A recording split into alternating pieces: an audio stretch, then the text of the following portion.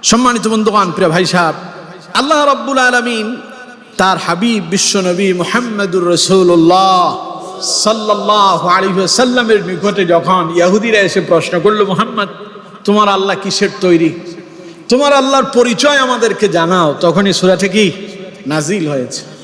আল্লাহ রাব্বুল আলামিন জিবরাইল নাজিল করলেন। আল্লাহ পাক বললেন, নবী ইহুদিদেরকে শোনায়া দেন, কুল হুয়াল্লাহু আহাদ, বলুন আল্লাহ এক এবং অদ্বিতীয়। অর্থাৎ এই রকম আর দ্বিতীয় একটা কখনো হবে না। আল্লাহ এক, একচ্ছত্র, একমাত্র, তিনি অধিপতি, তিনি রাজাধিরাজ, তিনি সকল ক্ষমতার একচ্ছত্র মালিক। পড়েন সুবহানাল্লাহ। এজন্য কোন ব্যক্তিকে আহাদ নাম ধরে ডাকা যাবে না। আমাদের দেশে অনেকের নাম আছে আব্দুল আহাদ, আছে না এরকম? তো লোকজন তারে ডাকে আহাদ। শুধু গুনাহ না, শিরিকের গুনাহ হবে। কিসের গুনাহ হবে? শিরিকের গুনাহ। কারণ আহাদ মানে হলো যিনি স্বয়ং সম্পূর্ণ পরিপূর্ণ, যিনি একমাত্র, যিনি অদ্বিতীয়, যার মতো আর হয় না। এখন যারে আপনারা আহাদ বলে ডাকতেছেন, এই আহাদ আর আল্লাহর যে আহাদ, দুটো কি এক? এর জন্য কোনো ব্যক্তির নাম যদি আব্দুল আহাদ হয় তাহলে তাকে আব্দুল আহাদই বলতে হবে। কারণ আব্দুল শব্দের অর্থ হচ্ছে গোলাম, তার মানে হচ্ছে স্বয়ং সম্পূর্ণ একচ্ছত্র অদ্বিতীয় আল্লাহর গোলাম। কথা কি বুঝতে পারলাম? আর আপনি যদি শুধু নাম ধরে ডাকেন আহাদ, তাহলে আপনি যেন তাকে স্বয়ং সম্পূর্ণ অদ্বিতীয় বললেন, যাতে আল্লাহর সমকক্ষ বানায় ফেললেন। এর জন্য কোনো ব্যক্তির নাম যদি আব্দুল আহাদ হয়, তাকে শুধু আহাদ নামে ডাকা যাবে না। এটা তো আপনারা বুঝতে পেরেছেন। কারণ আহাদ হচ্ছেন একজন, তিনি কে? এই আহাদ উচ্চারণ করতে গিয়া হযরত বেলাল রাদিয়াল্লাহু তাআলা রক্তাক্ত হয়েছিলেন, নির্যাতিত হয়েছিলেন, নিপীড়িত হয়েছিলেন। ইতিহাস আপনারা অনেকেই জানেন। হযরত বেলাল রাদিয়াল্লাহু তাআলা তিনি ছিলেন উমাইয়া ইবনে খালফের কৃতদাস।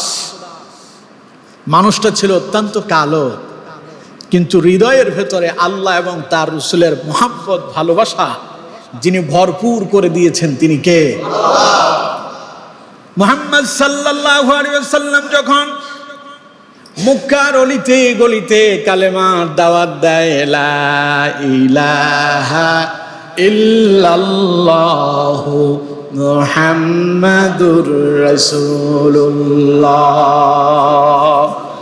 সাল্লাল্লাহু আলাইহি ওয়াসাল্লাম, রাসূলুল্লাহ দাওয়াত দিচ্ছেন, ফায়া আইয়ুহান নাস, মানব গোষ্ঠী বলো, কুলু, তোমরা বলো, লা ইলাহা ইল্লাল্লাহ, আল্লাহ ছাড়া আর কোনো ইলাহ নাই। আর মুহাম্মদ সাল্লাল্লাহু আলাইহি ওয়াসাল্লাম তিনি আল্লাহর প্রেরিত রাসূল। এই দাওয়াত যখন রাসূলুল্লাহ দিচ্ছিলেন, পয়সাওয়ালারা, বিশাল প্রভাবশালীরা রাসূলুল্লাহরে চিনতে পারেনি, তারা বিরোধিতা করেছে, রাসূলুল্লাহর কষ্ট দিয়েছে, আঘাত করেছে। কিন্তু দুর্বলেরাই নবী করিম সাল্লাল্লাহু আলাইহি ওয়াসাল্লামকে চিনতে পেরেছেন এবং রাসূলুল্লাহর প্রতি সবার আগেই দুর্বলেরাই ঈমান কবুল করেছিলেন। বেশি পড়েন সুবহানাল্লাহ। তাদের মাঝে অন্যতম একজন হযরত বিলাল রাদিয়াল্লাহু তাআলা আনহু, উমাইয়া ইবনে খালফের কৃতদাস। রাসূলুল্লাহর এই কালেমা তিনি বুঝতে পেরেছেন, তিনিও নবী করিম সাল্লাল্লাহু আলাইহি ওয়াসাল্লামের এই দাওয়াতি মিশনে শামিল হয়েছেন। ঈমান কবুল করে হযরত বিলাল মুসলমান হয়ে গেলেন। সুবহানাল্লাহ। হযরত বিলাল একজনের অধীনস্থ। কৃতদাস মানে কি? গোলাম, অন্যজনের অধীনস্থ তিনি। তাকে তিনি যেভাবে বলবেন হযরত বিলালকে সেইভাবেই পরিচালিত হতে হয়। আচ্ছা কোন তো দেখি, আমাদের সবার রবকে, আমাদের মুনিবকে? আমরা সেই আল্লাহর গোলাম, আল্লাহর কৃতদাস। আমরা আল্লাহর কি? কৃতদাস। আমরা আল্লাহর গোলাম। আল্লাহ যেইভাবে বলেন আমাদেরকে সেইভাবেই চলতে হয়। আল্লাহর কথা অমান্য করলে আল্লাহ কি খুশি হন না অসন্তুষ্ট হন? অসন্তুষ্ট। দুনিয়াতে একটা সময় এরকম ছিল, মানুষ বাজারে বিক্রি হতো, আর সেই মানুষগুলোকে বাজারে বিক্রি করার পরে যারা ক্রয় করত, তারা এরকম তার উপরে নিজের প্রভাব বিস্তার করত। সে তার মনিব হতো, আর যাকে ক্রয় করা হয়েছে সে হতো গোলাম, কৃতদাস। রাসূল করিম সাল্লাল্লাহু আলাইহি ওয়াসাল্লাম এই প্রথাকে রাসূলুল্লাহ নিশ্চিহ্ন করেছেন। রাসূলুল্লাহ এটাকে রহিত করে দিয়েছেন। গোলাম প্রথা এখন আর নাই, দাস প্রথা এখন আর নাই। আমরা শুধু গোলাম হব একজনের, তিনি কে? এই ছাড়া কারো গোলাম হওয়া যাবে না। হযরত বেলাল রাদিয়াল্লাহু তাআলা আনহু উমাইয়ার কৃতদাস, কিন্তু হযরত বেলাল মনে প্রাণে অন্তরে যার গোলাম হিসেবে স্বীকৃতি দিচ্ছেন তিনি কে? হযরত বেলাল বলছেন লা ইলাহা ইল্লাল্লাহ, আমি মানি না আল্লাহ ছাড়া আর কোনো ইলাহ। আমি বলি আল্লাহই একমাত্র মাবুদ, তিনি আমার রব, আমি তার গোলাম। পড়েন সুবহানাল্লাহ। হযরত বেলালকে ধরা হলো মরুভূমির উত্তপ্ত বালির উপরে, গরম কয়লার মতো উত্তপ্ত বালির উপরে চিৎ করে শোয়া দেওয়া হলো, বুকের উপরে পাথর চাপা দিয়ে রাখা হলো। হযরত বেলাল রাদিয়াল্লাহু তাআলা আনহু উত্তপ্ত মরুভূমির বালির ভিতরে চিৎ হয়ে শুয়ে শুয়ে ওরে মারে ওরে বাবারে বলে চিৎকার মারে না। হযরত বেলাল মুখের ভিতরে একটা শব্দ উচ্চারণ করে, আহাদ। আসমানের দিকে আঙ্গুল উঁচু করলো, বেলাল আঙ্গুল উঁচু করে বলে আহাদ। তার মানে হলো, ওরে উমাইয়া শুনে রাখ, আমি এমন একজনের গোলামি করি যিনি একমাত্র, একচ্ছত্র, অদ্বিতীয়, তার মতো আর কেউ হতে পারে না। সুবহানাল্লাহ। ওরা কি বেলালকে ছেড়ে দিয়েছিল? কথা বলে না, ছেড়ে দিয়েছে। হযরত বেলালের গলার ভিতরে রশি বেঁধে দেওয়া হয়েছে। পাহাড়িয়া পথে যুবকদেরকে, কিশোরদেরকে লেলিয়ে দেওয়া হলো। হযরত বেলালের গলাতে রশি, গরুর মতো রশি বেঁধে দেওয়া হলো। তৎকালীন সময়ের ছোট্ট ছোট্ট কিশোরেরা হযরত বেলালের গলার সেই রশি ধরে গরুর মতো করে পাহাড়িয়া পথ ধরে ধরে তারে চড়া বেড়াইতো, গরুর মতো করে তারে চড়াতো। নাউযুবিল্লাহি মিন যালিক। কি কষ্ট হযরত বেলালকে দেওয়া হয়েছে, কারণ হযরত বেলাল একজনকে রব হিসেবে মেনেছেন, তিনি কে? আরো জোরে বলেন, তিনি কে? আল্লাহ। সেই আল্লাহ কুল হুয়াল্লাহু আহাদ। এটাই হলো তাওহীদ, এটাই হলো একাত্মবাদ।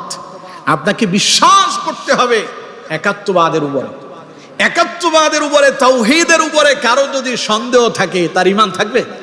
কথা বলেন, ঈমান থাকবে? তার মানে কোন তো দেখি, তাইলে স্বয়ং সম্পূর্ণ একমাত্র অদ্বিতীয় যিনি, তিনি কে? আল্লাহ তাআলা বলছেন, নবী, ওরা আপনাকে প্রশ্ন করে যে তোমার রব কেমন, তোমার আল্লাহ কেমন, শোনায়া দাও, কুল হুয়াল্লাহু আহাদ। আল্লাহ হচ্ছেন তিনি যিনি একমাত্র, অদ্বিতীয়, যার সমকক্ষ, যার সমপর্যায়ের, যার মতো আর কেউ হতে পারে না। তাহলে এবার কোন তো দেখি, যার মতো আর কেউ হইতে পারে না, একমাত্র শুধুমাত্র যিনি স্বয়ং সম্পূর্ণ, গোলামি কি তার ছাড়া আর কারো হইতে পারে? কথা বলেন, হতে পারে?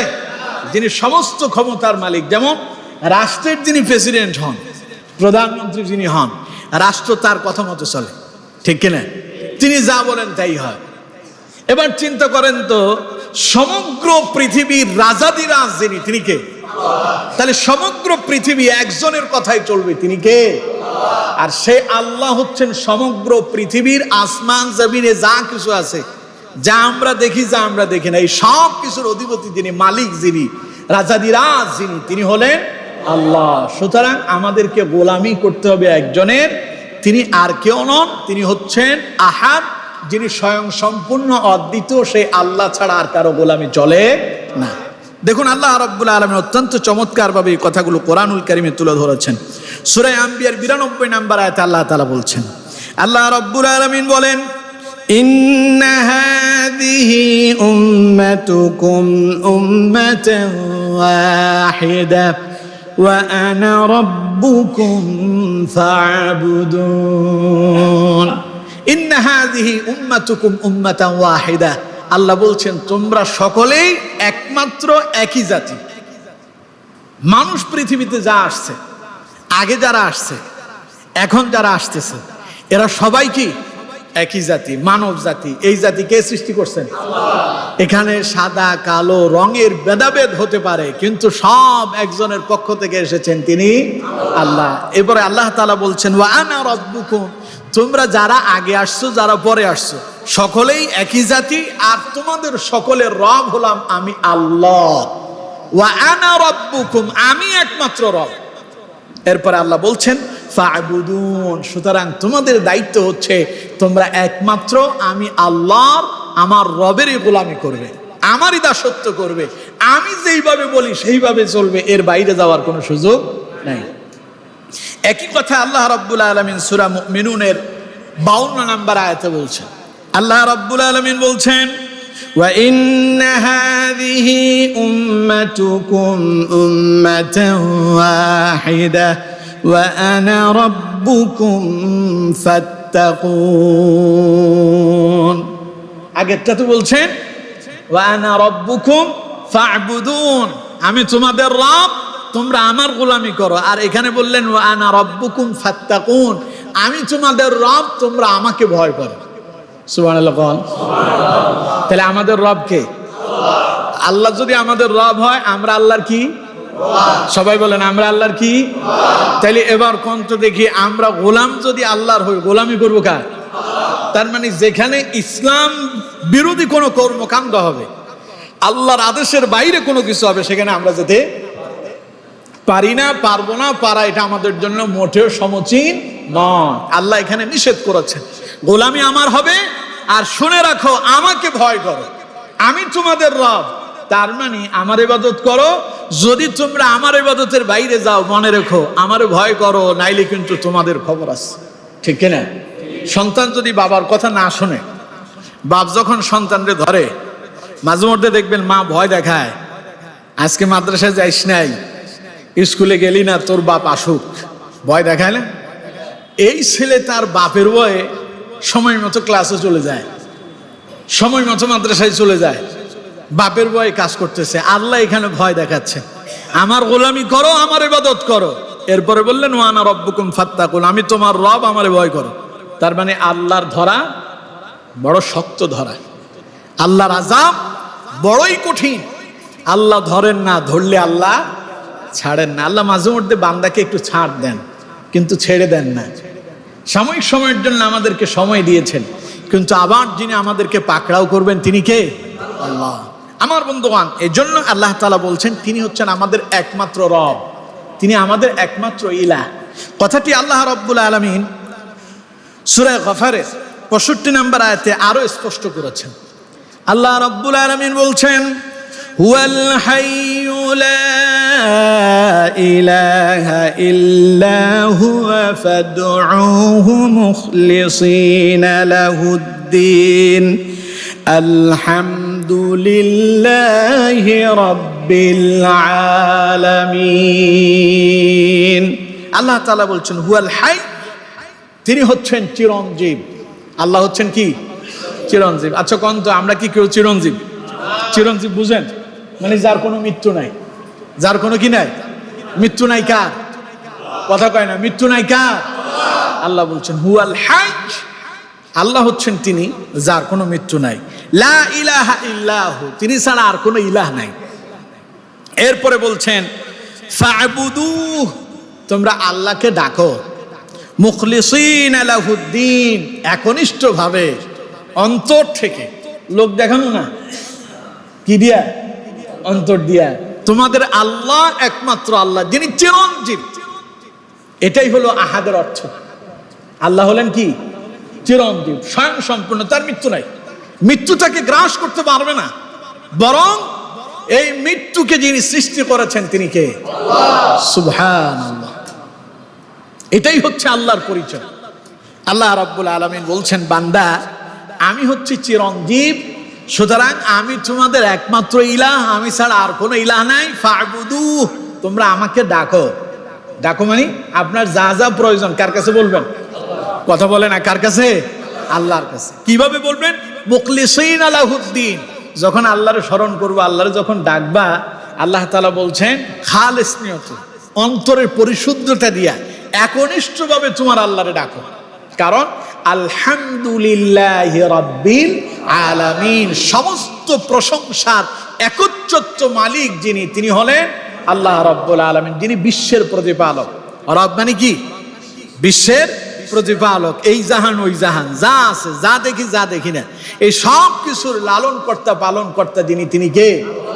এর জন্য নামাজে দাঁড়ালে আমরা পড়ি আলহামদুলিল্লাহি রাব্বিল আলামিন। সমস্ত প্রশংসা ওই আল্লাহর, যিনি ভূমণ্ডল নবমণ্ডল এবং ইহকাল পরকাল সকল জগতের একচ্ছত্র যিনি মালিক, সেই আল্লাহ রব্বুল আলামিনের আমরা প্রশংসা করি। পড়েন সুবহানাল্লাহ। তাহলে আল্লাহ তাআলা সেই কথাই বলছেন, তোমাদের রব এমন এক রব যিনি হচ্ছেন চিরঞ্জীব, যিনি ছাড়া আর কোনো ইলাহ নাই, তোমরা তাকে ডাকো একনিষ্ঠভাবে অন্তর থেকে, কারণ তিনি হচ্ছেন সমস্ত প্রশংসার একচ্ছত্র মালিক। পড়েন সুবহানাল্লাহ। এরপরে আমার বন্ধুগণ, আল্লাহ রাব্বুল আলামিন বলছেন সূরা তাহা ৮ নম্বর আয়াতে, এবার আল্লাহ রাব্বুল আলামিন আরো চমৎকার ভাবে বলেছেন যে আল্লাহকে, আল্লাহর পরিচয় কি। আল্লাহ তাআলা বলছেন আল্লাহু লা ইলাহা ইল্লা হুয়া লাহুল আসমাউল হুসনা। আল্লাহ হলেন তিনি, যিনি ছাড়া আর কোনো ইলাহ নাই। সুন্দর সুন্দর নাম একমাত্র তাঁরই। সুন্দর সুন্দর নাম কার? আরো জোরে বলেন। গত জুমায় আমি বলছিলাম, ওই যে সূরা হাসরের আপনারা শেষ 3 আয়াত পড়েন, এই শেষ 3 আয়াতের ভিতরে সবগুলো নাম কার? পড়েন হুয়াল্লাহুল্লাযী লা ইলাহা ইল্লাহু আলিমুল গায়বি ওয়াশ শাহাদাতি হুয়ার রাহমানুর রহিম। হুয়াল্লাহুল্লাযী লা ইলাহা ইল্লাহু আল-মালিকুল কুদ্দুসুস সালামুল মুমিনুল মুহাইমিনুল আজিজুল জাব্বারুল মুতাকাব্বির সুবহানাল্লাহি আম্মা ইউশরিকুন। হুয়াল্লাহুল খালিকুল বারিউল মুসাব্বিরু লাহুল আসমাউল হুসনা ইউসাব্বিহু লাহু মা ফিস সামাওয়াতি ওয়াল আরদ ওয়া হুয়াল আজিজুল হাকীম। আল্লাহু আকবার। এই সবগুলো আল্লাহর নাম। এই সবগুলো কার নাম? সুন্দর সুন্দর নামগুলো তো আল্লাহরই। এরকম আল্লাহর সৌন্দর্য মণ্ডিত নাম আছে ৯৯টা। কয়টা আছে? সুবহানাল্লাহ। বলেন সুবহানাল্লাহ। আমার বন্ধুগণ, প্রিয় ভাই সাহেব, তাইলে যিনি রাজাদিরাজ, যিনি একমাত্র অদ্বিতীয়, তার চাইতে অতি সুন্দর নাম আর কারো হইতে পারে না। তার চাইতে শ্রেষ্ঠ প্রশংসিত আর কেউ হতে, তিনি ছাড়া আর কোনো ইলাহ হতে পারে না। সুতরাং প্রিয় বন্ধুগণ, এবার আল্লাহ রাব্বুল আলামিন একই সূরার 14 নম্বর আয়াতে বলছেন আমাদের করণীয় কি হবে, সে আল্লাহর সাথে আমাদের কানেক্টেড সম্পর্ক কেমন হওয়া উচিত। আল্লাহ রাব্বুল আলামিন বলছেন ইন্নানি আনাল্লাহু লা ইলাহা ইল্লা আনা ফা'বুদনি ওয়া আকিমিস সালাতা লিযিকরি। আল্লাহ বলছেন ইন্নানি আনাল্লাহ, নিশ্চয় আমি আল্লাহ। আল্লাহ এটা হচ্ছে আল্লাহর একটা শ্রেষ্ঠ গুণবাচক নাম। সুবহানাল্লাহ। এই নামে যদি বান্দা আল্লাহরে ডাক দেয়, আল্লাহ অত্যন্ত খুশি হয়ে যায়। সুবহানাল্লাহ বললেন না? এর জন্য আমরা সব সময় আল্লাহর নামটা উচ্চারণ করতে গিয়ে আমরা কি পড়ি? আল্লাহ। কি বলি? আল্লাহ। এই আল্লাহর ভেতরে আল্লাহ পাক এত মধু ঢুকাইয়া দিলেন, মানুষ বিপদে পড়লেই কয় আল্লাহ। সুবহানাল্লাহ বললেন না? কঠিন বিপদ, অমুসলিমও যদি হয়, কাফেরও যদি হয়, সেও আল্লাহ নাম ডাকতে ভুল করে না। তখন আর ভগবান বলে না, তখন আর গড বলে না, তখন কি বলে? সবাই বলেন কি বলে? এর ভেতরে যিনি মজা মধু ঢেলে দিয়েছেন তিনি কে? আল্লাহ। আল্লাহ বলছেন ইন্নানি আনাল্লাহ, নিশ্চয়ই আমি আল্লাহ। লা ইলাহা ইল্লা আনা ফা'বুদনি, আমি ছাড়া আর কোনো ইলাহ নাই, সুতরাং বান্দা তোমরা আমারই ইবাদত করো। যেহেতু আল্লাহ কুল হুয়াল্লাহু আহাদ, তিনি একমাত্র অদ্বিতীয়। সুতরাং আল্লাহ তাআলা বলছেন লা ইলাহা ইল্লা আনা ফা'বুদনি, আমি ছাড়া যেহেতু আর কোনো ইলাহ নাই, সুতরাং তোমাদের দায়িত্ব হচ্ছে তোমরা একমাত্র কেবলমাত্র শুধুমাত্র যার গোলামি করবে তিনি আল্লাহ। ওয়া আকিমিস সালাতা লিযিকরি, আর আল্লাহকে স্মরণ করার, আল্লাহর গোলামি করার শ্রেষ্ঠ একটা মাধ্যম হলো নামাজ। শ্রেষ্ঠ মাধ্যম কি? নামাজ। ওয়া আকিমিস সালাতা লিযিকরি, তোমরা আমার স্মরণে নামাজে দণ্ডায়মান হয়ে যাও। পড়েন সুবহানাল্লাহ। আমরা যে এখানে আসছি, কোন তো দেখি আমরা আজকে জুমাবারে মসজিদে জুমার দিনে জুমার সময় মুসল্লি কম হয় না বেশি হয়? আরো জোরে বলেন। কত বেশি? জায়গা হয় না, আছে না? এক এক মসজিদ 4-5 তলা বিল্ডিং, কিন্তু মসজিদে 5 ওয়াক্ত নামাজে দেখা যায় যে এক কাতার মুসল্লি নেই। নামাজে মসজিদে মুসল্লির জায়গা দেওয়া যায় না, আছে না এরকম? তো আমরা মনে করলাম যে শুক্রবার এলে খালি আল্লাহরে স্মরণ করব, বাকি দিনগুলো তো দরকার নাই। আচ্ছা, শুক্রবারে আসেন কে? আপনি যে বাকি দিনগুলোতে আসেন নাই, নামাজ পড়েন নাই, আল্লাহর কি অসুবিধা হয়েছে? কথা বলেন, আল্লাহর অসুবিধা হয়েছে? তো এখন আসছেন কে? আপনি মনে মনে চিন্তা করতেছেন সপ্তাহে একদিন হইলেও আল্লাহর কাছে গিয়া হাজিরা দিতে হবে যে আমি আল্লাহ তোমার গোলাম, ঠিক কিনা? আরো জোরে বলতে হবে, ঠিক কিনা? আল্লাহ বলছেন ওয়া আকিমিস সালাতা লিযিকরি, আমার স্মরণে নামাজে দণ্ডায়মান হয়ে যাও। এটা শুধু একবার নয়, বারংবার। রাসূল করিম সাল্লাল্লাহু আলাইহি ওয়াসাল্লাম, নবীর জীবনে কোনো গুনাহ আছে? কোন নবীর জীবনে গুনাহ আছে? সব নবীরা হলেন নিষ্পাপ, নবীদের জীবনে কোনো গুনাহ নাই। কিন্তু আমার বন্ধুগণ, যখনই কোনো বিপদ দেখতেন নবীরা নামাজে দাঁড়িয়ে যেতেন। রাসূল কোথায় সফরে বেরোচ্ছেন, নামাজে দাঁড়িয়ে যেতেন। জিহাদে যাবেন, নামাজে দাঁড়িয়ে গিয়েছে।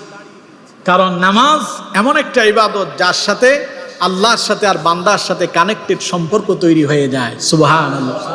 নামাজ বান্দাকে আল্লাহর নিকটবর্তী করে। নামাজ বান্দাকে আল্লাহর কি করে? নিকটবর্তী করে। আপনি আল্লাহর যত নিকটে যেতে চান, আল্লাহকে যদি কাছে পেতে চান, তাহলে নামাজের বিকল্প নাই, নামাজের বিকল্প। এজন্য রাসূল করিম সাল্লাল্লাহু আলাইহি ওয়াসাল্লাম যখন মেরাজে গিয়েছিলেন, আল্লাহ নামাজ কয় ওয়াক্ত দিয়েছিল? 50 ওয়াক্ত। কারণ আমার বান্দার সাথে আমার সম্পর্ক কানেক্টেড বেশি বেশি হবে। সুবহানাল্লাহ কইলেন না? আল্লাহ চান বান্দা সব সময় আল্লাহর নিকটে থাকুক। বাবা মা যেমন চায় তার সন্তানটা তার কাছে থাকুক, এইভাবে আমরা সে আল্লাহর গোলাম। আমাদেরকে সৃষ্টি করেছেন কে? আল্লাহও চান না যে আল্লাহর কোনো বান্দা আল্লাহর থেকে দূরে সরে যাক। আল্লাহ চান তার বান্দারা যেন তার নিকটে থাকে। এজন্য আল্লাহ তাআলা বলেছেন, বান্দা আমি তোমাদের রব, আমি তোমাদের ইলাহ, আমি তোমাদের আল্লাহ। তোমাদের দায়িত্ব আমার ইবাদত করা। তবে আমার ইবাদতের ভিতরে শ্রেষ্ঠ একটা ইবাদত হচ্ছে ওয়া আকিমিস সালাতা লিযিকরি, তোমরা আমার স্মরণে নামাজে দাঁড়াও। বিপদে পড়ছো, আমারে ডাকো, নামাজে দাঁড়ায়। দেখুন কোরআনে আল্লাহ তাআলা এটাকে আরো ক্লিয়ার করেছেন। আল্লাহ রাব্বুল আলামিন সূরা বাকারার ভিতরে বলছেন, ইয়া আইয়ুহাল্লাযীনা আমানুস্তাঈনু বিস-সাবরি ওয়াস-সালাত। হে ঈমানদারেরা, হে মুমিনেরা, যখন তোমরা আল্লাহর কাছে সাহায্য চাইবে, তখন নামাজ এবং ধৈর্যের মাধ্যমে আল্লাহর কাছে সাহায্য চাও। সুবহানাল্লাহ বলেন। সাহায্য চাওয়ার মাধ্যমটা কি বললেন আল্লাহ? কথা বলে না কি? এবং ধৈর্যের সাথে। আল্লাহর সাহায্য আসতে একটু বিলম্ব হয়। আসলে বিলম্ব হয় না, আল্লাহ তাআলা আপনাকে পরিপূর্ণভাবে যখন বুঝেন যে আপনি আল্লাহর নিকটে এসেছেন, আপনি আল্লাহর আপন হয়েছেন, তখন আল্লাহ তাআলা আপনাকে সাহায্য দিয়ে পরিপূর্ণ করে দেন।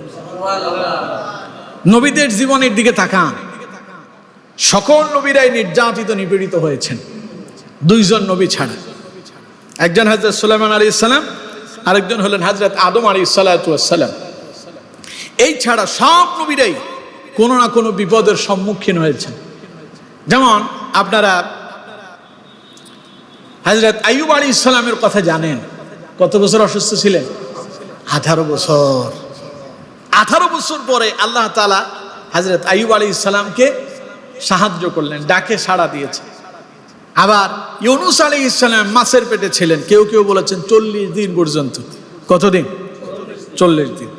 হযরত ইউনূস আলাইহিস সালাম মাছের পেটে থেকে কাকে ডেকেছেন? কেউ কেউ বলেছেন হযরত ইউনূস আলাইহিস সালাম মাছের পেটেও নামাজ পড়েছেন। সুবহানাল্লাহ কইলেন না? সেই ইউনূস আলাইহিস সালামের ডাকে আল্লাহ রাব্বুল আলামিন সাড়া দিয়েছেন। হযরত ইব্রাহিম আলাইহিস সালামকে যখন নমরুদ অগ্নিকুণ্ডে নিক্ষেপ করছিল, তখন সেই অগ্নিকুণ্ড থেকে ইব্রাহিম আলাইহিস সালামকে যিনি রক্ষা করেছিলেন তিনি কে? আল্লাহ। ইব্রাহিম আলাইহিস সালাম তখন কাকে ডেকেছেন? এই ডাকটা ছিল ধৈর্যের সাথে। 18 বছর পর্যন্ত আইয়ুব আলাইহিস সালাম অসুস্থ, কিন্তু অধৈর্য হন নাই। 40 দিন পর্যন্ত ইউনূস আলাইহিস সালাম মাছের পেটে, অধৈর্য হন নাই। ইব্রাহিম আলাইহিস সালামকে নমরুদের অগ্নিকুণ্ডে নিক্ষেপ করা হচ্ছে, চড়ক গাছের মাথায় বেঁধে ফেলা হলো, এখনই আগুনে নিক্ষেপ করা হবে। জিবরাইল এসে উপস্থিত হয়ে গেলেন। হে আল্লাহর পয়গাম্বার, হে আল্লাহর খলিল, আল্লাহ আমাকে প্রেরণ করেছেন, এই মুহূর্তে আপনি আমার কাছে যে সাহায্য চান, এখনই আপনাকে সেই সাহায্য করব আমি। হযরত ইব্রাহিম আলাইহিস সালাম কি জবাব দিলেন? আমি তো তোমার সাহায্য চাই না। চিন্তা করেন, আগুনে পড়ে যাচ্ছে, এখনই পুড়ে মরবে, আমি তোমার সাহায্য চাই না, আমি তো আমার রব, আমার মাবুদের সাহায্যের অপেক্ষায় আছি। এই মুহূর্তে ইব্রাহিমের কি সাহায্যের প্রয়োজন তা আমার রব খুব ভালোই জানেন। সুবহানাল্লাহ। ধৈর্যটা কি? এজন্য আল্লাহ তাআলা বলেছেন ইস্তাঈনু বিস-সাবরি ওয়াস-সালাহ, আল্লাহর কাছে সাহায্য চাও নামাজের মাধ্যমে আর ধৈর্যের সাথে। অধৈর্য হয়ে যেও না, আল্লাহ দেবেন, আল্লাহ দেবেন, তোমার একটু পরীক্ষা করে দেবেন। ফেরাউনের ইতিহাস আপনারা অনেকেই জানেন। ফেরাউন নিজের প্রভু দাবি করেছে, ফাকালা আনা রাব্বুকুমুল আ'লা, আমি বড় খোদা। এই দাবি ফেরাউন এমনি এমনি করেনি, আল্লাহর কাছ থেকে চেয়ে নিয়েছে। ইতিহাস গ্রন্থে এসেছে ফেরাউন গভীর রাতে উঠে পাহাড়ে চলে যেত, গুহার ভিতরে ঢুকে আল্লাহরে ডাকতো আর বলতো, আল্লাহ তুমি যে আসো এটা আমি অবিশ্বাস করি না, আমি জানি সূর্য এমনি এমনি উঠে না, এমনি এমনি দিন গিয়ে রাত আসে না, এর পেছনে তোমার হাত আছে। তবে আমি তোমার কাছে দুনিয়াটা চাই, তুমি আমারে দুনিয়ার খোদায়িত্ব দান করো। চিন্তা করেন তো কেমন ডাকছে আল্লাহরে, কি পরিমাণ ডাকলে পরে সে আল্লাহরে নিকটে পাইছে। বলে নিজের খোদা বলে দাবি করার মতো নিজেকে সেই অবস্থান তৈরি করছে। সেই ফেরাউন রে যিনি আবার সমুদ্রের ভিতরে ডুবায় সুবায় মারলেন, তিনি কে? আল্লাহ। ক্ষমতা পাইয়া কেউ কেউ মনে করে যে বাপ রে বাপ, আমার উপরে আর কি আছে, হ্যাঁ সব আমার, হ্যাং করেঙ্গা ত্যাং করেঙ্গা। আল্লাহ কয় এরপরে আমি আল্লাহ ধরেঙ্গা।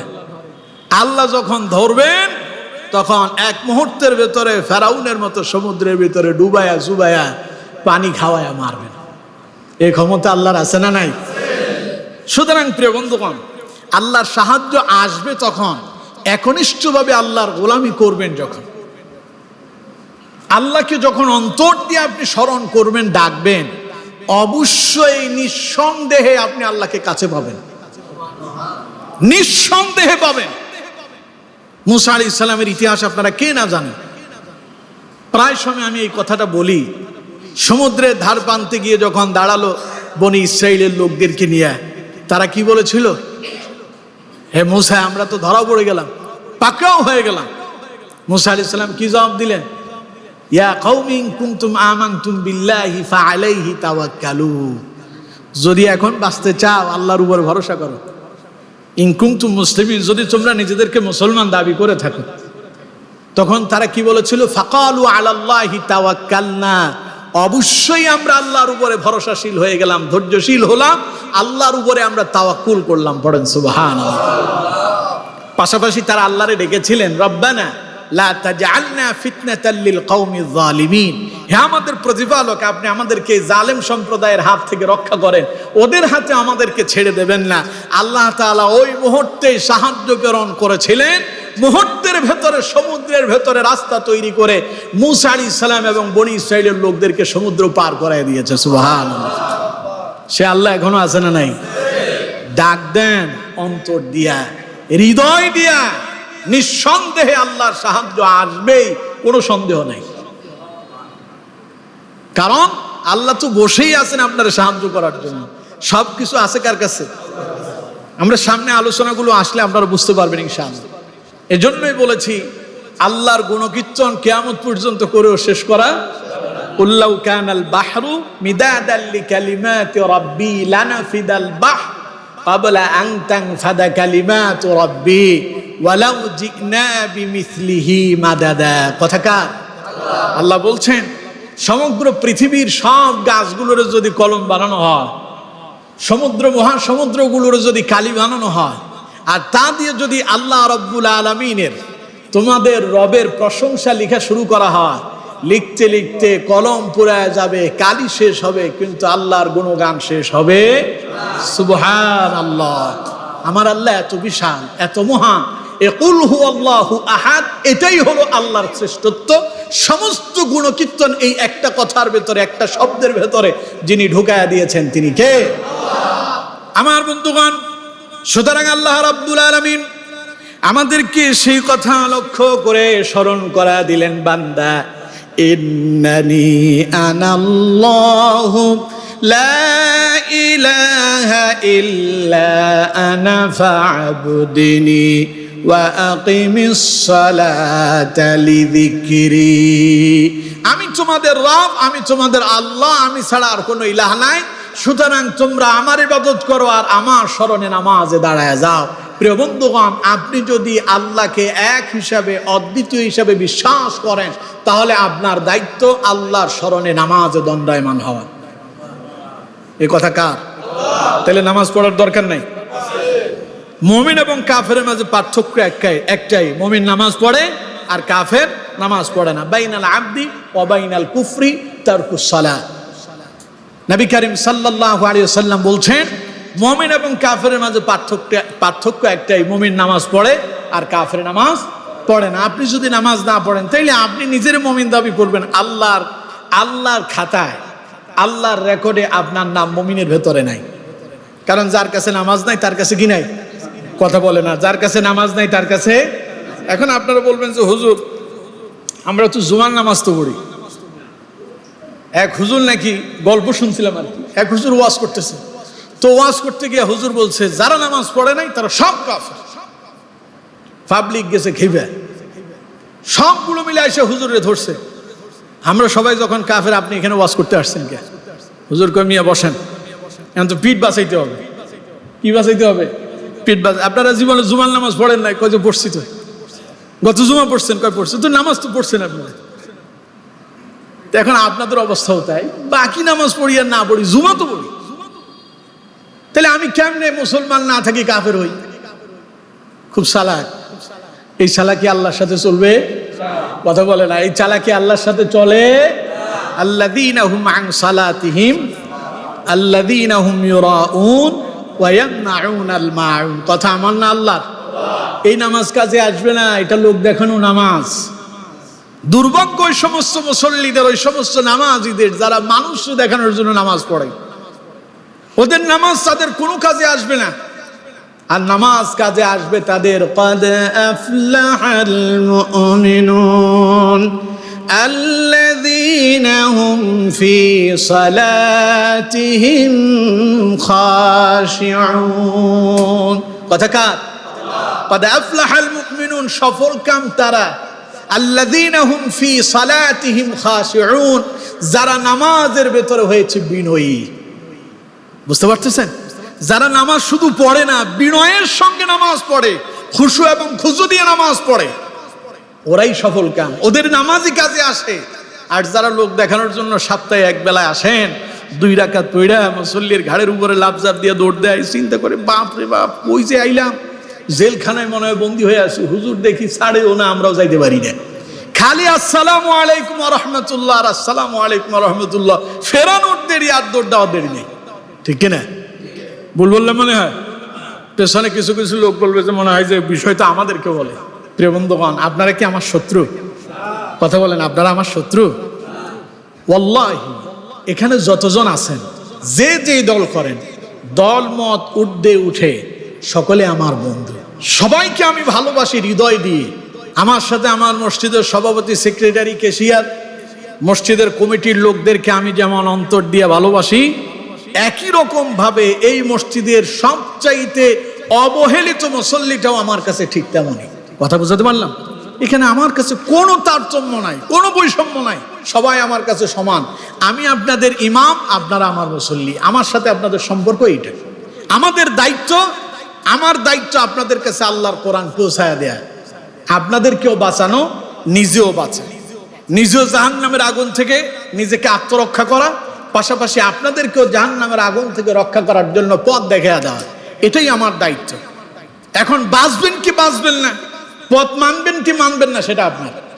আল্লাহ বলছেন ফাযাক্কির ইন্নামা আনতা মুযাক্কির, নবী আপনার দায়িত্ব শুধু পৌঁছায়া দেয়া। আপনার আমি দারোয়ান বানাই নাই যে আপনি ঘাট ধরে সোজা করবেন, না, ওইটা দরকার নাই। আপনি বুঝান, শোনায়া দেন, জানায়া দেন, দেখায়া দেন, না মানলে আমি ধরবো। কারণ যেই দিন কিয়ামতের ময়দানে জাহান্নামীদেরকে জাহান্নামের দিকে নিয়ে যাওয়া হবে, সেই দিন আল্লাহ রাব্বুল আলামিন তার ফেরেশতাদেরকে বলবেন, ফেরেশতারা এই লোকগুলার প্রশ্ন করো।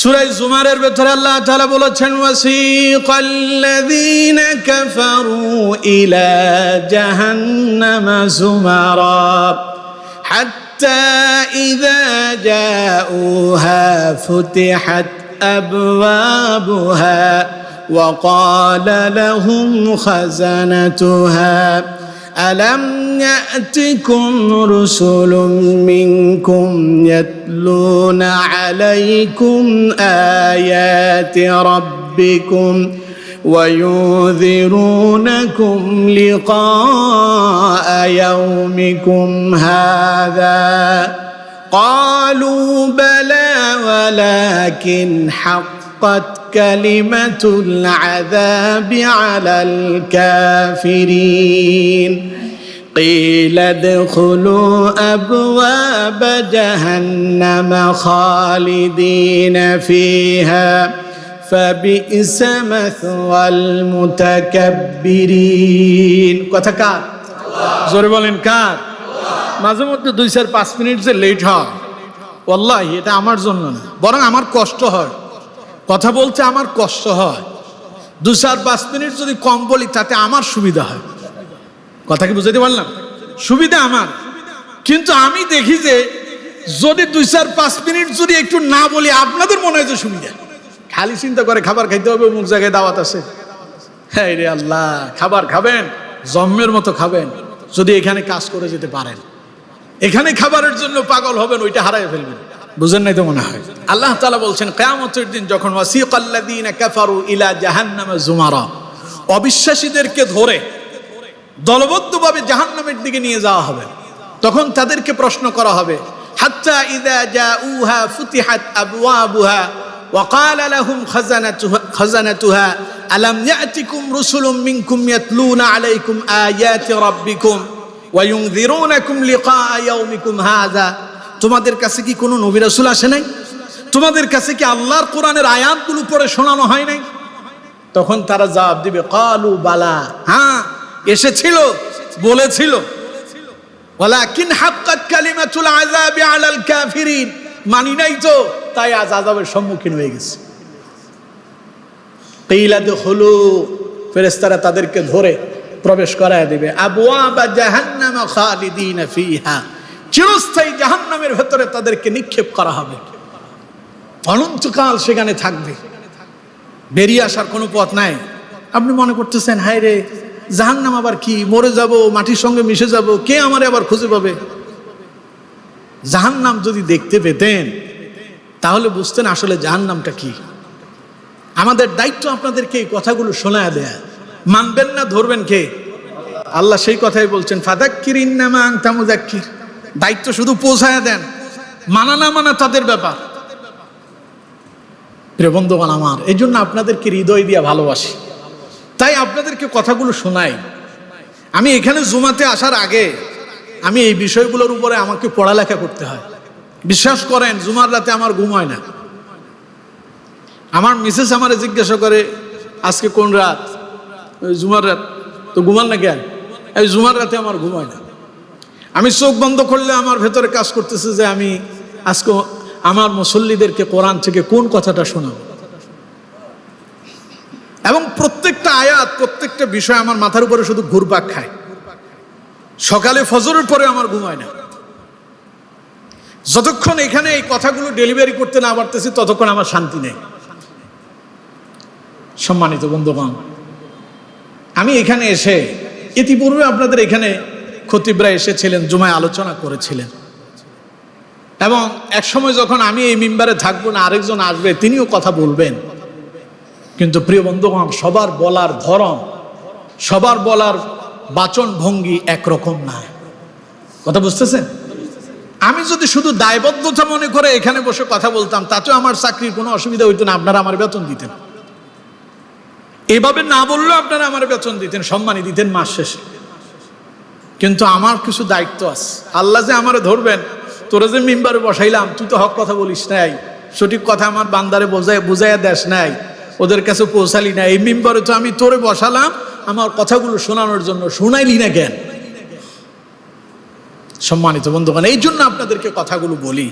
আল্লাহ তাআলা আমাদেরকে বুঝার তৌফিক দান করুন, পড়ুন আমিন। তাহলে আল্লাহ তাআলা বলছেন কুল হুয়াল্লাহু আহাদ, বলুন আল্লাহ এক, অদ্বিতীয়। তার মানে তার মতো আর কেউ হয়? কথা বলে না, হয়, হবে, হওয়া সম্ভব? তিনি একমাত্র অদ্বিতীয়। এইরকম আরেকটা খুঁজে পাওয়া যাবে না, যায় না, কখনো যাবেও না, হবেও না, হয়ও না। পড়েন আল্লাহু আকবার। আমার বন্ধুগণ, সে আল্লাহ যদি এক হন আর আমরা যদি সে আল্লাহরই গোলাম হই, তাহলে আল্লাহ বলছেন, বান্দা তোমার সাথে আমার সম্পর্ক, তুমি আমার গোলাম, আমি তোমার রব, তুমি আমার কাছে আসবে, আমারে ডাকবে, আমার স্মরণে তুমি নামাজে দাঁড়ায় যাবে। তাহলে দৈনিক 5 ওয়াক্ত নামাজ পড়বো তো ইনশাআল্লাহ? আল্লাহ তাআলা আমাকে সহ আপনাদের প্রত্যেককে বা জামাত 5 ওয়াক্ত নামাজ জামাতের সঙ্গে আদায় করার তৌফিক দান করুন, পড়ুন আমিন।